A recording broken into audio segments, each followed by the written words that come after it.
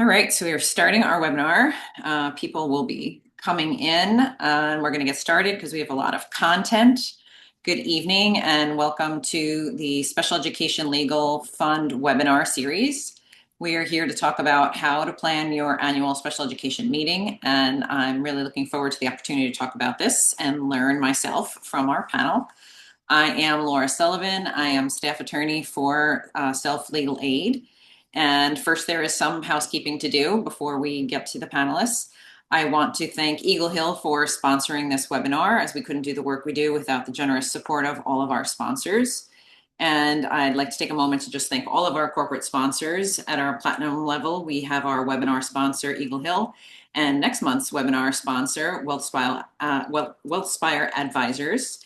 At our gold level, we have Winston Preparatory School. At our silver level, we have American School for the Deaf, Villa Maria School, Chapel Haven Schleifer Center, Fusion Academy, the Pinnacle School, and Spire School. And at our bronze level, we have the Windward School.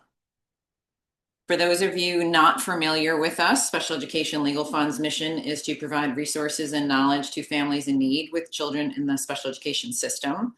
SELF seeks to empower parents and guardians to fully advocate for their students and to level the playing field for families.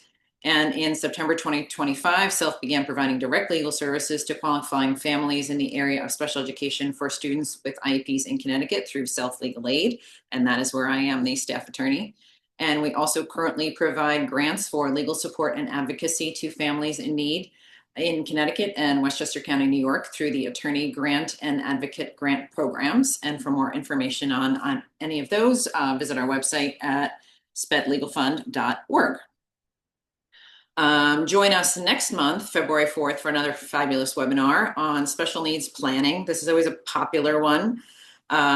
We will explore how parents can effectively financially plan for students with special needs. And I would not be a lawyer if I did not have a disclaimer along with me. So this webinar panel is presented for informational purposes only. The webinar is intended as a resource for families who are navigating a special education system in Connecticut or New York and is not intended to provide legal support, advice, or assistance to any particular individual, nor is it intended to replace the advice and counsel of a qualified special education attorney. Families in need of legal advice, support, or assistance should contact a special education attorney licensed to practice in Connecticut or New York, or the state that you are in if you are in another state, to discuss the specific needs of their individual student. And this webinar should not be construed as an endorsement by Special Education Legal Fund or any of its representatives of any of the participating attorneys, advocates, or other professionals in the panel, nor should it be construed as an endorsement of any school or school representative invited to appear in this panel. Now for our panelists, their full bios are here. I'm not going to read those. I'm just going to introduce you to each panelist. We have Dr. Eric Mayville, who is a clinical psychologist as well as a BCBA, board certified behavior analyst. This is Dr. Mayville's first appearance as a self-webinar panelist, so we welcome him. In my experience with him, Dr. Mayville is an evaluator of both the student and the educational program who is incredibly effective at discovering the intricacies of a child and the needs for that child. So welcome, Dr. Mayville. And from here on out, I will refer to you as Eric, if that's okay. Of course. Yes, please. Thank you. Next, we have special education attorney Dana Johnson, who I believe is making her 7th appearance as a panelist. So thank you for coming back. Dana has worn many hats as a special educator, an administrator, foster parent, and as a parent of children with disabilities, and she brings all of those perspectives to her practice. On to special education advocate. Oops, I forgot to advance slides. There's Dana. There's Stacy. Special education advocate Stacy TA. Stacy is making her 4th appearance on a self webinar, so thank you. And before I moved to Self, Stacy and I worked together at my firm, and Stacy now has her own advocacy practice, Whole Child Advocates. And we both previously worked with attorney Dana Johnson, so the band is back together. And finally, rounding out our panel, we have Lara Damashek, Director of CSE Office at the Windward School. For those of you unfamiliar, as Windward is in New York, CSE is a New York term meaning Committee on Special Education, and it is the equivalent of a PPT or Planning and Placement team in Connecticut. Lara has moderated many self-webinars, and this is her 2nd time as a panelist. Lara has also worn many hats in this process, as she previously practiced as a special education attorney, was a special education teacher, and is the parent of a child with an IEP. So she brings many perspectives to this discussion as well. So I'm going to stop sharing. And on to our panel. So I'll be leading the discussion and asking questions of the panelists and encourage them to add anything along the way. I'll be monitoring the chat, and if there are questions that are relevant to the discussion, I will try to work them in, but please refrain from asking questions specific to your child or specific to your school district, as the panel would be unable to answer them in this forum. And if there's time at the end, we'll try to address any unanswered questions, but out of respect for everyone's time, we will try to end on time. And finally, we are recording this webinar, and as a registrant, you will receive the recording through Eventbrite. We also post the recording to our Facebook page, and eventually it will be on our website with all of our previous webinars. So on to our planning your annual special education meeting. We all may know that districts are responsible for holding a meeting at least annually when your child has an IEP. There can be more called by the parent or the school, but we are focusing tonight on the annual meeting where changes are made to the IEP program for the next 12-month period.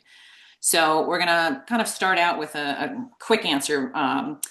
Dana, what does the annual meeting matter so much for setting the course of the year?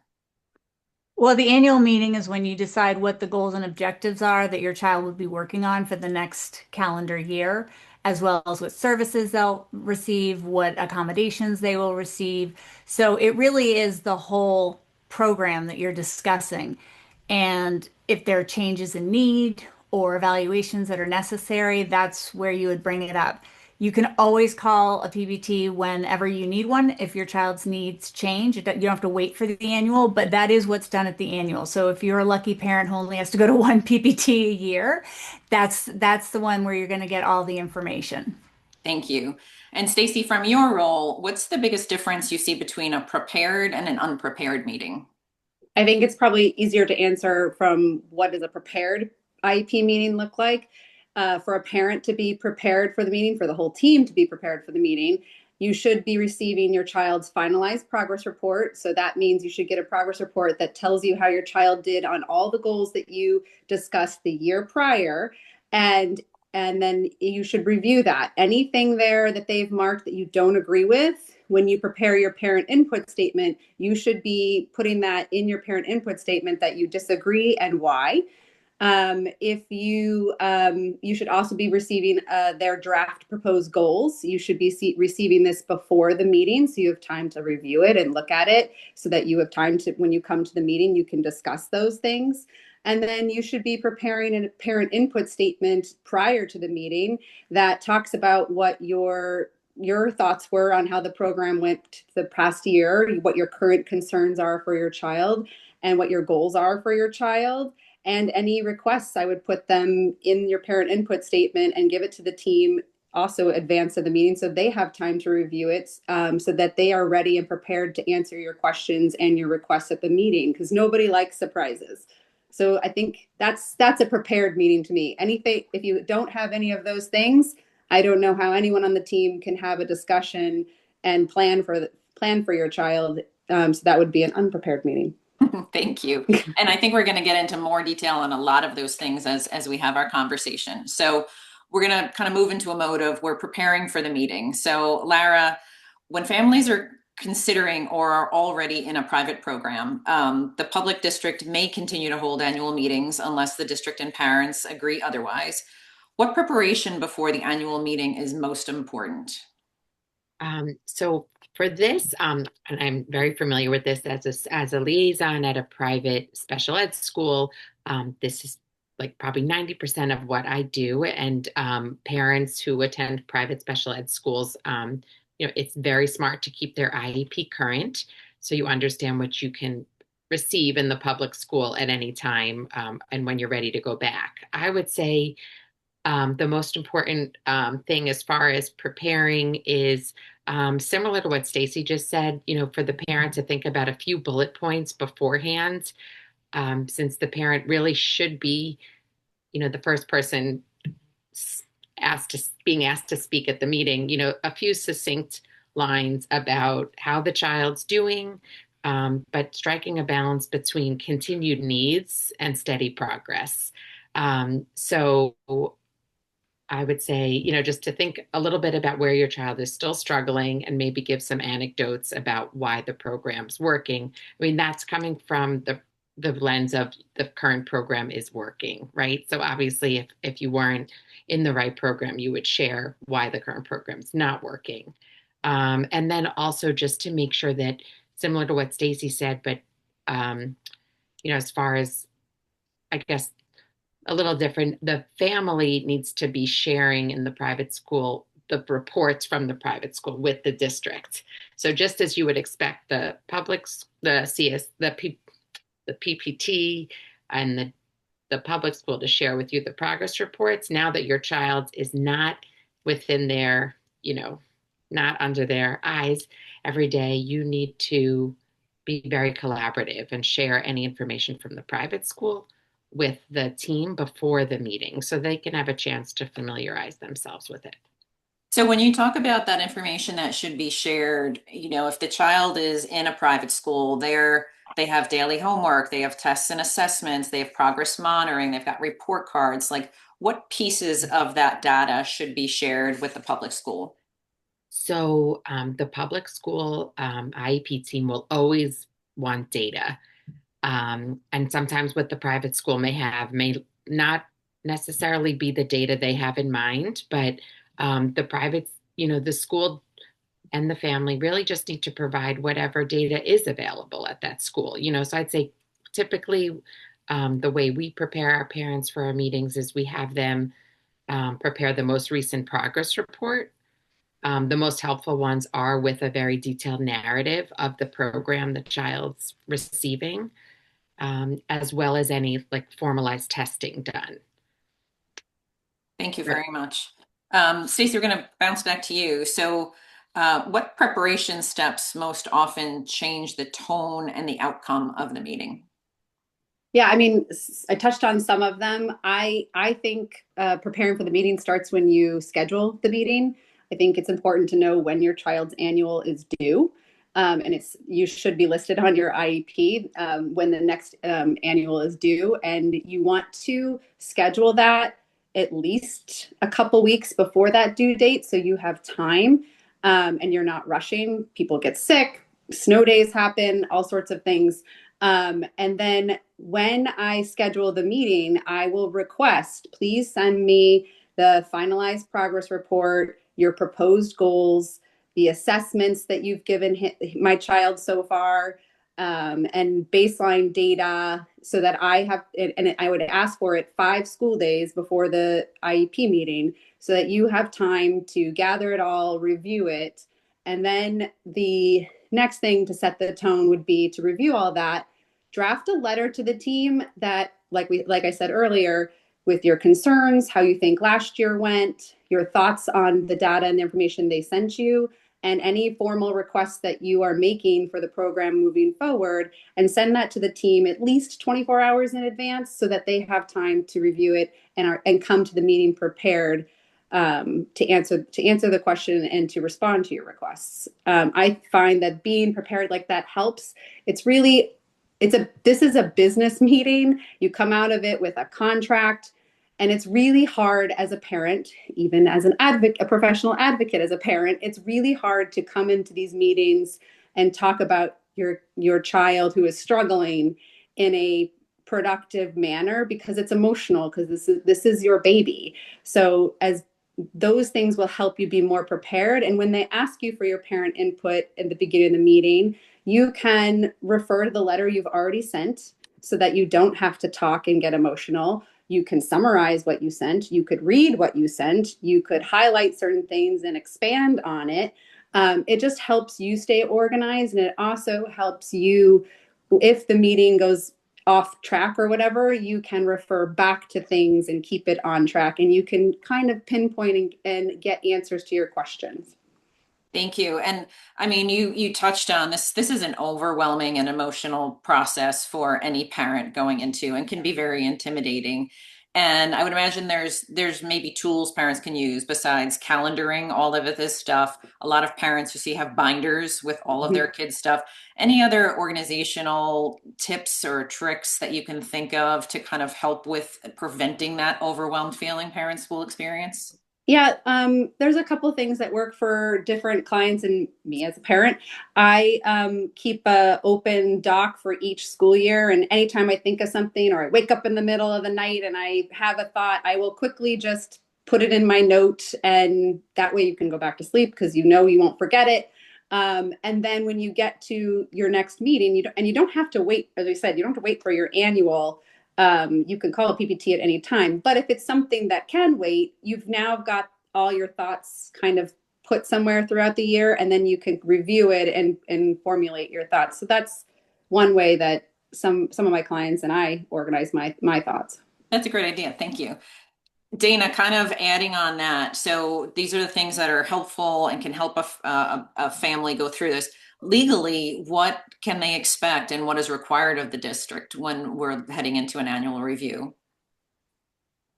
So the district is obligated to provide, they're going to give you goals and objectives. They may or may not give them to you in advance. They should give them to you in advance, particularly if you request them.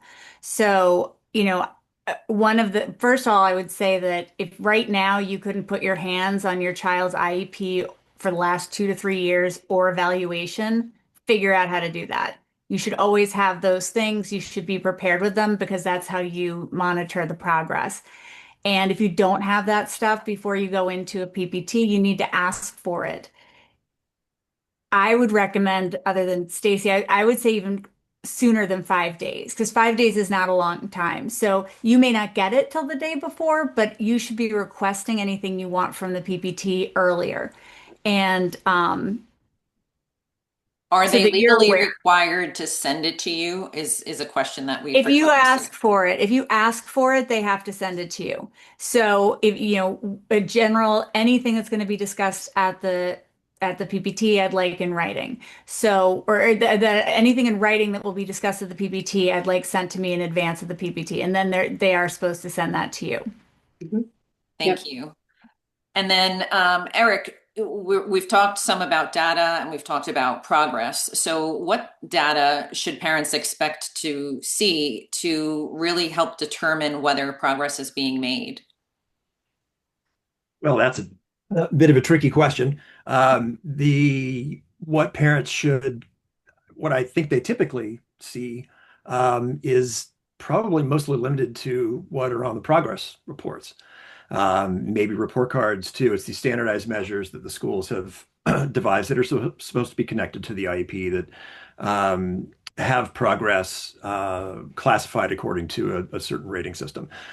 I think it's helpful to have more than that to really identify whether or not, is the student really progressing? And there's a couple of different ways to do that, but it does really depend on the aspect of educational programming that you're talking about, and it's being evaluated. One, I work a lot with kids with autism spectrum disorder, and as an example, social functioning is a key outcome. It's a difficult domain to impact, but it's a key area for social functioning, social emotional. We just expand that to social emotional functioning.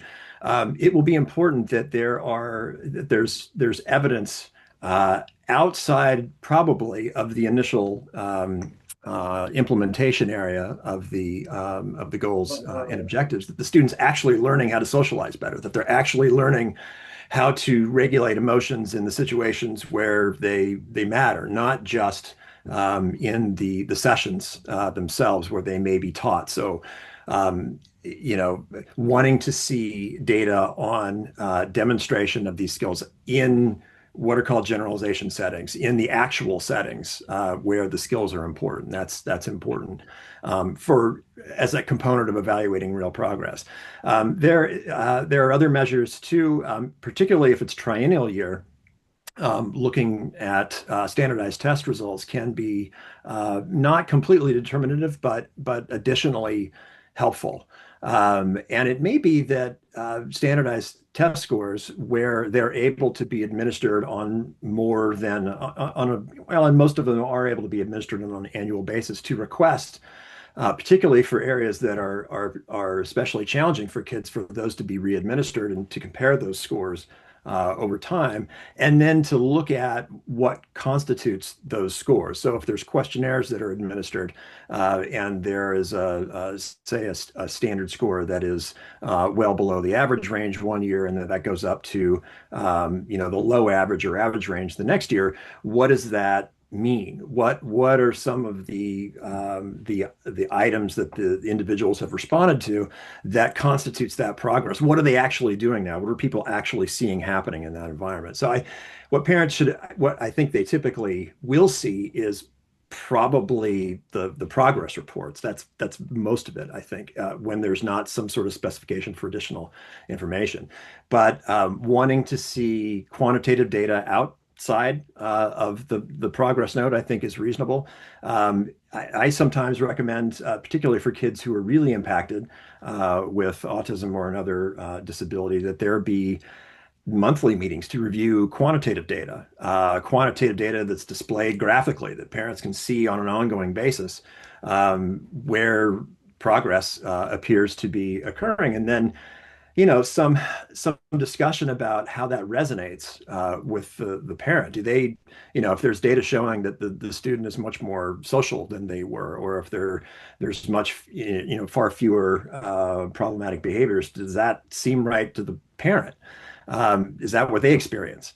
I think some discussion of that. So one of the answers to this, I think, is to have, just before the IEP not be the only time that you're seeing data or evaluating data. That's an ongoing process. So when you get to the annual meeting, you've got additional information and more than just the progress report that's informing what meaningful changes occurred.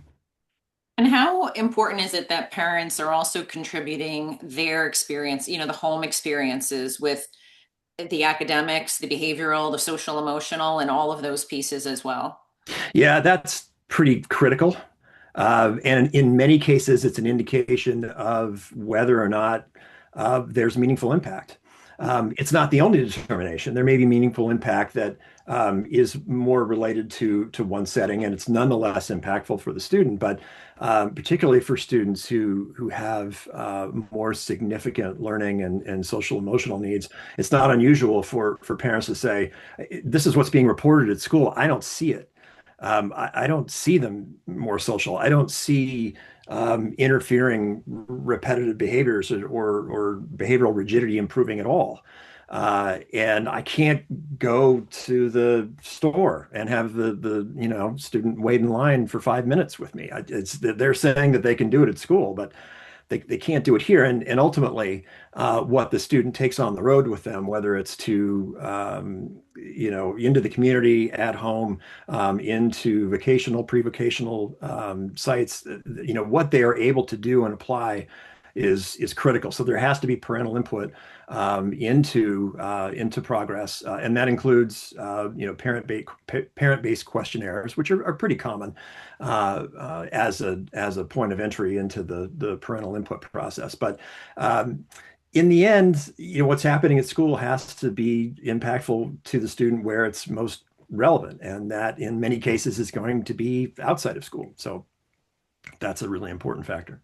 Thank you. So we've really heard that parent input is important and kind of sets the tone for the meeting. Lara, I'm going to come back to you. And, based on what Eric said and your experience, how can parents describe their child's success or lack of success or progress in any school setting so that the team really understands what the parent's trying to convey? Sure. So especially at the meetings that I sit in on, where the child's in a private school, the parent the parent with the teacher or the liaison from the school might be the only people that really still know the child. So their input is so crucial.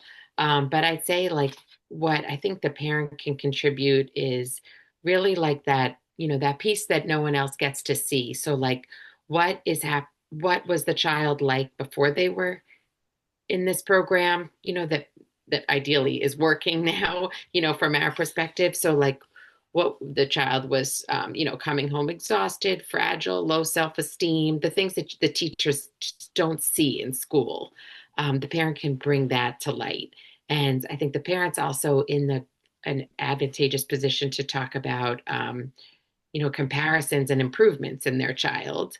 Because like Eric just said, like, the meaningful impact is really like measured by like how happy is your child, right? So if like your child's in the right setting, they'll be happier at home, and you'll just see a much healthier child. So I think the parents add that perspective that no one really, that no one else can. So as the person, who knows their child the best. Sure, thank you. And when you see progress reports from independent or private schools, they're generally very detailed and Right. very extensive, right? And much more so than a public school report card or progress report. So is there any way that you can connect those Mhm. external reports when you're in the public school meeting in order to help in-district decision making happen? Yes. So the first thing I always I think parents can do, and the school representative can also do, is just kind of remind the PPT, the team, that this progress report is all specific to how the child's doing in that private school program. So a progress report, if a student is where they should in the program they should be, and is a good student, and like meaning trying hard, putting in the effort, they may have a very good progress report from a private school, with what look like someone without the context for it might say, well, this child's great and above average and stellar. And what the parents and the private school really need to give context for is, this is how the child is doing in maybe this skill-based, very supportive 10-student class. And really constantly remind that an excellent, say, on a progress report in a skill-based program or very good or making progress does not equate necessarily to like an A or a 90s or high average. So just really giving a lot of information to the school districts about the setting in which the child is receiving these scores is really crucial. Yeah, I And think it's that's a frustrating because sometimes you can't give an equivalent, like you can't give a grade level. You can't, and the districts get very frustrated with the parent in the private school. But, at the end of the day, all you can share is like the information that you have, and we do, our parents, and I think, the private schools who have good relationships with the districts, we really try to do our best to educate like what our testing might mean and how you can compare that to a typical, maybe a typically developing reader, for example. But it's hard. But we just the process. It's not all on one party to come up with the IEP. So it's supposed to be collaborative. So if the private school can add one perspective, then the parent can add the other.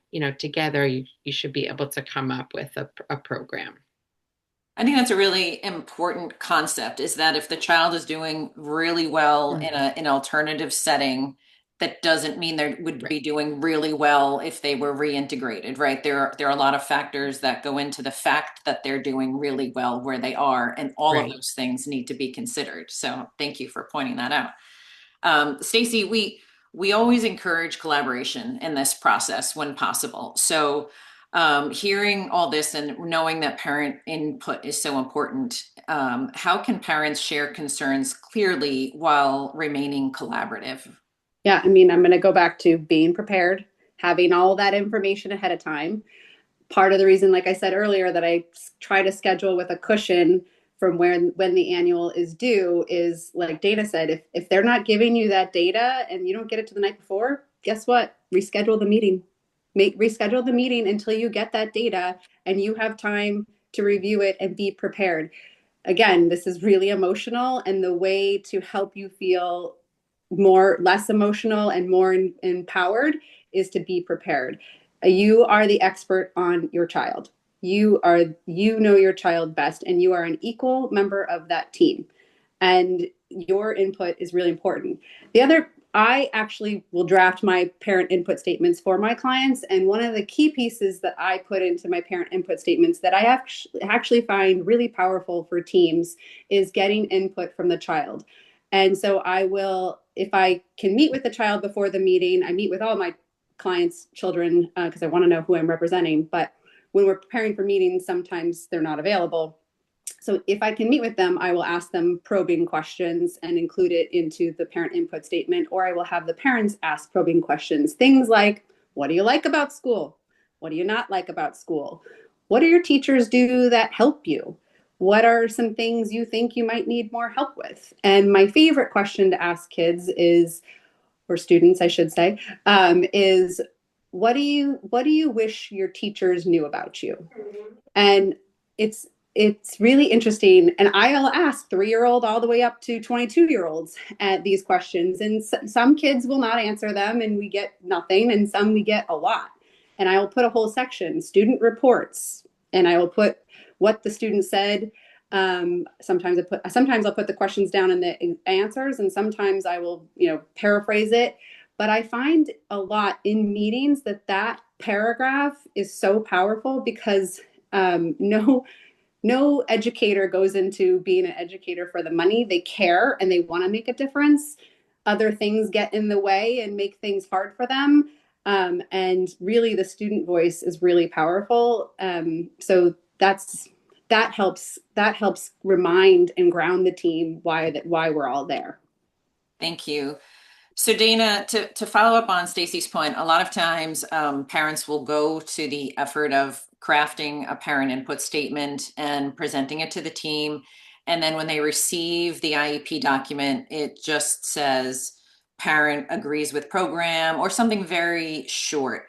Mhm. How can a parent go about having their input statement included in the actual document? And is it legally required that that be done? Yeah, the parents' input needs to be there. They need to include the parent concerns, and there's a place on the IEP for that says parent concerns. And if your concerns are not listed there, you need to have that fixed. And from a legal perspective, the law really wants you to give the school a chance, right? They want you to express your concerns. I mean, talking about a law, but it really favors working with the school district and trying your best to let them know how you feel and what you need and what your child needs and give them a chance to do it. So if you've been asking for something for 10 years and they never put it in an IEP and you're finally fed up and you want to, send your kids somewhere else, I look at this record and I say, you've never asked for whatever it was that you wanted. And it doesn't matter if you did. If it's nowhere in writing, if it's not in writing, it didn't happen. So what was your question again? Sorry, I got sidetracked on that. Basically, if they are not seeing that their input statement is reflected Oh, in yeah. the IEP, are Yeah, they? sorry. Yeah, sorry. I just wanted to make sure people understood why it's so important. It's for maintaining your record. So if your information is not in the IEP, if it's not in the narrative, it's not in the part that says parent concerns, you need to send that document, your parent concerns, or if you haven't submitted one, whatever it is that you need in the IEP, I would send it to whoever chaired the IEP meeting and say, these were my concerns. I raised them in the PPT. I want them in the IEP. And if you're not going to put them there, I want prior written notice. And prior written notice is what the school district needs to give you if they refuse something that you request. So ask for prior written notice. And you'll get a variety of different answers, but at the end of the day, if you have a letter that goes in, if you say I want this email to be a part of my child's record, then they have to print it up and put it in the record. I mean, it's all digital now, but you get the sense. So, and that's important because, well, I won't get into the other laws that make it complicated, but it is important that you state that. If you're not going to put this in the IEP, then I want this printed up and put in my child's record. And then it's there. So when somebody like Eric goes to review the file and they send him stuff, that's going to be there. So the IEP may say nothing and the parents had no concerns, but he's going to see the letter, or he should see the letter that says that you want that you had these concerns. And then it's documented, at least that you tried. And one thing that I find helpful is sending the parent input statement ahead of time to the team. You know, you are Yeah. requesting things ahead of time from them. If you submit it to them ahead of time and you say, this is my parent input statement, I want it incorporated into the document, they can cut and paste from what you sent and Mhm. let Yeah. them know that you're going to read it into the IEP at the meeting, but it's kind of collaboratively facilitating their ability to get it in the record easily. They don't have to retype everything. So that's just another Yes. suggestion. And you should send that the day you get your notice because it's 5 days notice, right? If you send it sometimes, and I've had districts say this when I'm there, which is always shocking, but if they say we got it yesterday, we really couldn't consider it, despite them handing you an evaluation at the PPT, right? So it doesn't always go both ways. So I think it's really important to get it early enough so that they can't say we didn't see it, we didn't read it, we didn't have time to digest it. We can so and so can answer your questions later outside of the PPT. No, that's what the PPT is for, to Mhm. address your concerns. And Yep. they should be in the IEP and they should be documented. And if they refuse to do that, ask for prior written notice. Yep. And an example is, let's say your child does not receive occupational therapy services, but they've been struggling with handwriting and typing for a long time, and you send them a letter that says, I'm requesting fine motor goals. Well, the OT is the one who typically works on it. And if the OT wasn't invited to the meeting, that's hard for them to adjust really quickly. Yeah. Thank you. So Eric, we we hear about the parent input and the parents are identifying gaps in skills and behavioral needs they may see. How can a team work that parent input into meaningful goals? Well, I think the more specific information the parent has that they can provide and do that ahead of time, I think that will help the team understand what the parent's perspective has been. I think, parents. I guess, the theme is, well, one of the themes of the evening seems to be being prepared. And the more that the parent has a good understanding of what the objectives are, what they mean, there could be verbiage sometimes like, expected or unexpected behaviors. What's an unexpected behavior? Why is that important? Getting that information, getting an understanding of it. If there's been, that's important. If there's been evaluations that have been completed, again, getting those ahead of time, reading through them carefully, and asking any and all questions about what it means, and getting that input, and then providing that to the team. Ideally, you're doing this ahead of time, again, of the meeting. The more information you have, the more that you're able to read it, ask questions about it, and it's most parents have no technical training in any of what the formal description of behaviors and emotional regulation and all that is. They need to feel comfortable saying, what is this? Mhm. And how is this Mhm. relevant? And okay, well, here's what I see. And as I understand, emotion regulation, for example, is important in a variety of contexts, but here's what I'm seeing now. If they've been able to complete some type of formal measure or some type of data they may have from a home-based program, something like that, to provide to the team, either at the meeting or slightly ahead of time, so they can incorporate that information, that would be ideal. To help with the communication aspect of it, and the conciseness and the specificity of what it is they're talking about. But that's a theme. Whatever it is that the parent can do to make sure that they understand what's being discussed, to make sure they understand how it's relevant to the student's progress, and to provide that directly to the team, ideally as you're going along. So when you get to this annual, It's, there maybe there's new information that's come in, but there's been a line of communication between the parents and the team ongoing, and it makes for more of a seamless communication process at the big annual meeting. Yeah. Thank Can I you. can I add something, Laura? I just Sure. wanted, I'm noticing a trend which I actually like, which is that school districts, when they do evaluations, to Eric's point, they'll try and meet the person who did the evaluation will meet with the parent before the PPT Mhm. meeting. So you have a chance to ask your questions and you have a chance to ask what things mean and what they were measuring and all of that. If you voice your concerns in that meeting, it is not the same as voicing your concerns at the PPT. Yep. You absolutely have to say them again. And just because the evaluator explained away your question doesn't mean you have to agree with them. Yep. So if you disagree with what they said to you, you need to bring it up in the PPT. If you still have those concerns and say, well, I get the answers, but I'm still concerned about the skill, that needs to be said in the PPT so that it's Yep. properly documented. Thank you. So we've talked a lot about kind of preparing. So we're going to talk a little bit about how parents can stay grounded and informed during the meeting. And we know that sometimes there are recommendations for placement changes. So Lara, when program options or placements are mentioned, what kind of clarifying questions would be good for parents to ask? Well, as far as like the program recommendation, the special ed, the type of class, I would say, you want to ask how many kids would be in the class. Can you tell me anything about their primary learning needs? Can you tell me what their what their classifications may be?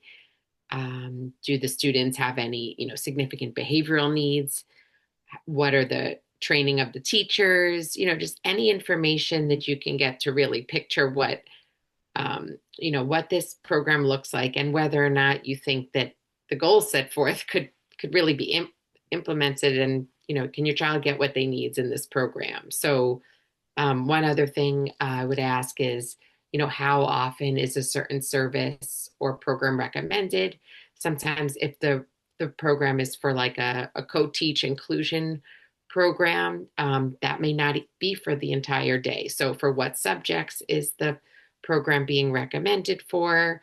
For what portion of the day is the child's with, um, you know, students who don't have IEPs? Are they, that brings up the whole least restrictive environment. What you won't always get answers to all these questions. So these are just types of some of the, array of questions you could ask. What are the training? What's the training of the teachers? What teaching methodologies are used? And you'll probably get some pushback and say, we don't, the team may say we don't need to specify, all that, or this is just the general program being made. You'll get a placement later. But those are all, I think, fair and good questions to ask. That's great. And, sometimes, Dana, the response to those questions is, well, this is what we typically do. So Mhm. how does a parent respond when that's what the team is telling them? So when you hear comments like, this is what we do for kids with ADHD, this is where we put our students with autism, this is what we have, the response is, I'm not talking about all those children, I'm talking about my child. And Right. that's where your concerns and the specific components come in. And as a tip for parents, one of the things I would say, one of the primary reasons I think that I ultimately get involved is when communication is broken down. And so if you're going into a PPT with a concern, separate your concern from what you think the solution is. Yep. Because if you go in saying, I want my kid in the cafeteria for lunch, that's it, and your meaning behind that is a social skills component and they need a whole bunch of other supports, the school district might be thinking, but they need one-on-one first. So we're going to put Mhm. them in with this school psychologist for lunch for a little while and then we'll change it. It's focusing on the need as opposed to how to address the need. And try to be flexible too, because you may have a great idea on how to solve the need, but the school might have one that will also work. So if you don't think it will, or it's already been proven that it won't, that's a different conversation. But focusing on what is the need of the child. And we've discussed a little bit that this can be very overwhelming and emotional for parents. And sometimes the parents are presented with an option at a PPT, whether it be a placement or a program, and asked, do you agree with that? Is there a way for parents to pause or defer a decision when they might need more time or information? Absolutely. Parents can always say, I need to process that.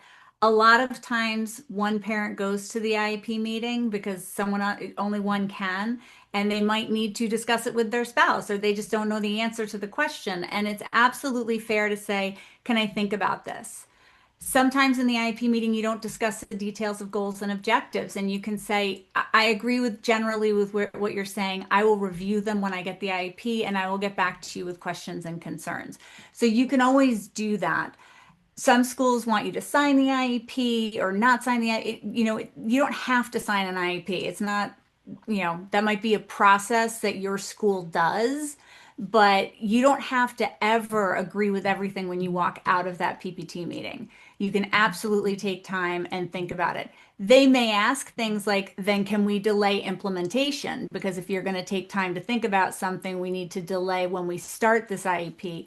They may not, but you have to know that there are other timelines a school district does have. But you do not have to have agreed or disagreed with everything when you walk out of that room. Thank you. That's why there's that 15 days in there for before implementation, Yes. to give you a chance to process it, to see. They should be giving you the document within 5 school days so that you have time to review it, and you should review it and respond with any edits that you have to it, because that gives you that time before the implementation. Yeah. Thank you. And the other, if you're offered a program that is not the one your child is in, and you're not sure about it, you should ask to observe it. You Mhm. should go see the program. Whatever they offer, it's even if you think you know what the program is about, you should always go see it, because if it's not right for your child, especially, you'll be able to articulate specifically why, because you saw the actual program. Yep. Thank you. So, Eric, you have a lot of expertise in behavioral issues and behaviors in kids. So, when we're looking at a program that's proposed and there's goals or service delivery or a behavior plan, can you alert us to any red flags to be aware of? Yeah, I do come across those a good bit. Um, One is, when you don't know what it means, when it's vaguely written, when the goal or objective is vaguely written, they will, um, you know, this is, for in the extreme case, they'll look better in a certain situation, or they'll demonstrate emotional regulation, or they'll talk about emotional regulation. I mean, um, there has to be a very specific description of behavior and the settings in which it'll be demonstrated. And I go back to the example of social emotional regulation instruction. A common theme that I see in objectives is that so and so will be able to discuss in certain situations what they would do. An individual needs to be able to demonstrate what they are doing. Now that can be tricky to get that information, but the full range of contexts in which it's really going to be a meaningful benefit to the student needs to be described in the goals and objectives. I see behavior plans that are relatively well. I see all kinds of behavior plans. Some that are very brief, some that are very long, some that describe what staff should do, followed by a vague description of a technical procedure like behavioral momentum, for example, without reference to what behavioral momentum means or how it's going to be implemented. That's a pretty common one. Is that I see that probably the behavior specialist, the behavior analyst has a pretty good idea of what they would like to see, but how that's going to make it to the level of staff implementation and in what settings is unclear. That should be clear, and the level of training that's needed, the frequency of training that staff will be trained to, criteria to demonstrate certain support tactics. That's important. Um, Yeah, you don't want information that's too complex or it's too simple. Um, it may be that one of the themes I see in behavior intervention plans is that so and so will demonstrate emotional regulation competence or improvements without reference to how they're going to become more competent in a particular situation. That's an individual may need specific skill training and then specific generalization training to the actual environment where it matters.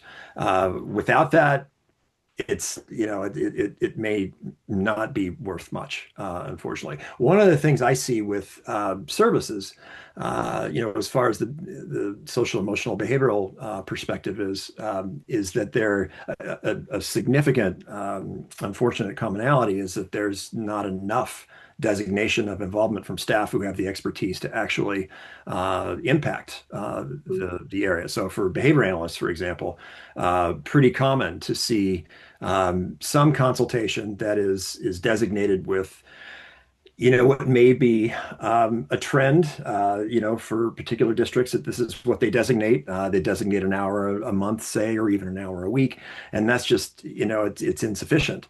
That's something that I see pretty frequently is that, and I think some discussion about what is the person actually going to do? What is entailed in getting this behavior or whatever this social competency to emerge in generalized settings? What's actually involved in that? Having a very nuts and bolts discussion about what's behind all of that, which will then lead to the natural question of, do you have enough time to do that? Like that sounds like a lot. Are you going to be able to do that in an hour a month? Being very specific, asking pointed questions, but under service designation is a trend that I see for certainly for certain providers and behavior analysts. It's a common one, unfortunately. Well, and behaviors don't only happen in academic classes, right? Yeah. So they Right. they happen in other locations. So when you talk about training, find out who's being trained. Mhm. Right. So, Dana, Lara touched a little bit on this before, but how should parents understand placement decisions in relation to not only progress, but the least restrictive environment as well? So I love this. So it is the least restrictive environment that's appropriate for your child. It is not just the least restrictive environment. It's not a location. It's not, everyone will say that we need to have them in the least restrictive environment. No, it needs to be the least restrictive environment that is appropriate for that child. And I have seen children go in and out of more and less restrictive environments. So if your child requires more intensive, more restrictive services for a period of time, that doesn't lock you in forever, right? We have the annual PPT. If your child is making progress and is ready to be reintegrated in, they absolutely should be. It's important to remember that we have this rule because at one point, kids with disabilities, and not that long ago, by the way, were not being educated. So it is a very important component of the law. That said, I don't believe that every child learns magically by standing next to children who don't have disabilities. So you really have to look at what the child needs. It goes back to what the child needs. Funny how that keeps coming up. And where is that going to take place? And the order that you talk about that in is, what are the child's needs? What do the evaluations say? What is their current levels? What are the goals and objectives, and how many of them are they? And what services are they going to get? And then where is that going to take place? And to Eric's point, some things can't all get done in an hour a month, or some things can't be done across the day for whatever reason, because it's not realistic, or they don't have the time, or they don't have the staff. And so where can this IEP be implemented where the child will make progress? And sometimes that's not the local classroom. Thank you. So, Stacy, we know that sometimes we can get a really strongly written IEP that incorporates all of the things that we've kind of discussed, but things don't go well in the implementation of that IEP. Yeah. So, what what should parents ask to ensure services are implemented as they're written in that strongly worded document? So I think one of the things I talk to parents about when we're preparing this meet for our annual meeting or any PPT is how do you want to communicate with the team? How do you want to receive information? How do you want to give them information? Because you need to talk to them more than just once a year. And it looks different for each family. Some families, it's monthly team meetings where they meet physically or virtually monthly to talk about their child, and the parent can talk about what's going on at home, school can talk about what they're seeing, and collaborate. For some parents, it's a shared Google Doc where each week a team member, including the parents, because they're equal members of the team, will fill in information about what the child worked on and what happened and whatnot. Other things to ask for to make sure things are being implemented is progress monitoring data. It should outside, sometimes schools will just say, well, yeah, we'll put that in the progress report. Well, you should be taking data every time you're meeting with my child. So I'd like to see that data and how that looks. There's assessments that can be done. There's data that can be analyzed. PCBAs should be taking data all the time, and reviewing the behavior plan and adjusting it all the time. So progress monitoring data and asking, depending on your child's need, if it's a literacy need, I ask for progress monitoring data monthly so I can review it monthly. Same with behavior plans. I want to review that monthly. So those are different ways you can make sure. And then the last thing I ask for is service logs. Ask for the schedule so you know what your child's day looks like. And so you can say, oh, did you see so-and-so today? And your child will say, no, I didn't. Yes, I did. They were sick. They were this. And then ask for service logs so that you can see that your child is getting their services. Thank you. And we're going to turn a little bit to after the meeting. So, Lara, if you're offered a program or a different alternative setting, and the parents are touring these programs or considering them, what follow-up steps should they take in considering any of these programs? Well, if it's the program, recommended as a result of the PPT meeting, always, like, first and foremost, visit the program, do due diligence to actually see the program in action. Perhaps go with an outside expert, someone who knows the child that could observe, like an Eric. That's going to be really invaluable, especially if you're challenging the program. Take notes.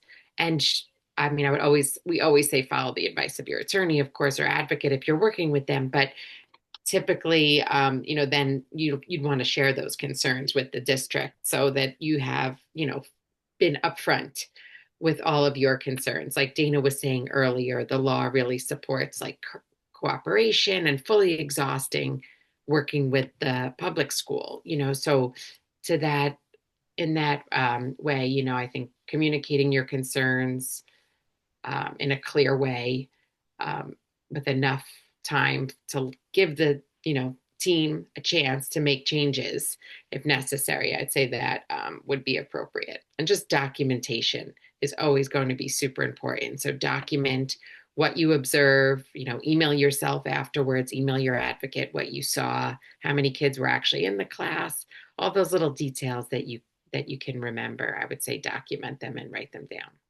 That's great advice. Thank you.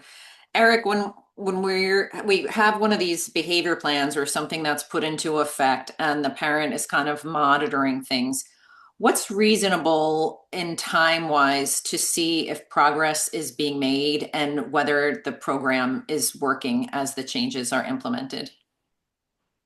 You should be able to see some progress within a couple of weeks. It depends on what it is that's being changed, what's being targeted. You may not have dramatic changes at first, but the people who are working with your student should be able to communicate via data the steps that are being made toward that outcome. So if there are approximations to that, to the objective, which is recommended. We want to be able to do this skill first before this skill is mastered. There should be some data that is available soon to communicate that, and it's reasonable within. Depending on the domain, you sometimes within a week or two, to at least see the data and see that there's some reflection of change or not. And if there isn't meaningful change that seems to be headed in the right direction, usually between 7, 10 data points, you've got a pretty good idea of where things are headed. Is it headed in the right direction? Do you see the skills that are being taught to the student starting to increase based on how it's being documented and displayed? Is it kind of flat? Is it not really going anywhere? Is it heading in the wrong direction? Is it highly variable? Is it, all one day they can do it, the next day they can't? Leading to kind of an overall flat progression curve. You can start to see how things are going pretty quickly. I think Stacy mentioned having regular meetings, having regular communication with the staff, having a regular interval by which you look at the data and have the staff explain to you what it means. And not only just is it this way on paper, but here's what let me relate to you some stories about what this paper means, what we're seeing in actuality.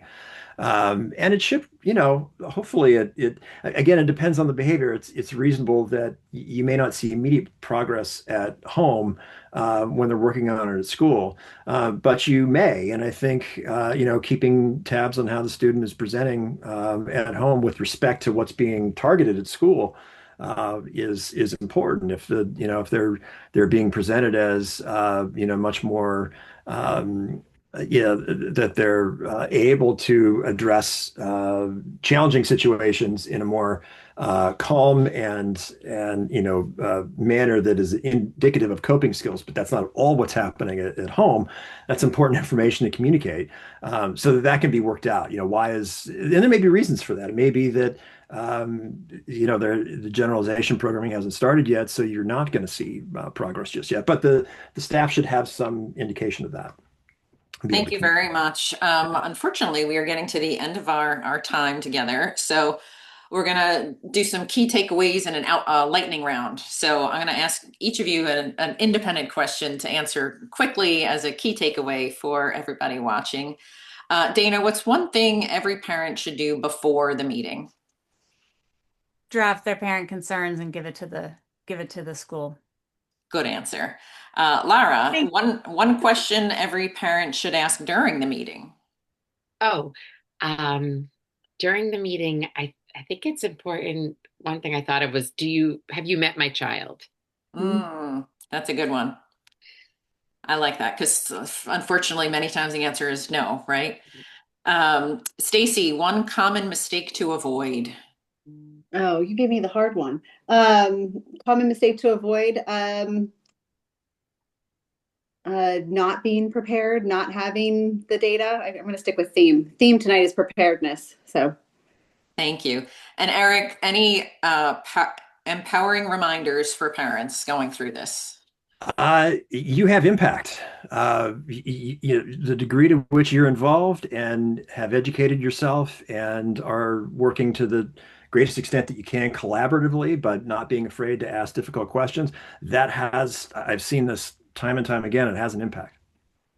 Thank you very much. I really want to thank all of our panelists for a really engaging discussion and all of the attendees taking time out of your day, and ask you all to tune back in on February 4th for our webinar on special needs planning. And I hope you all have a great night. Thanks, Laura.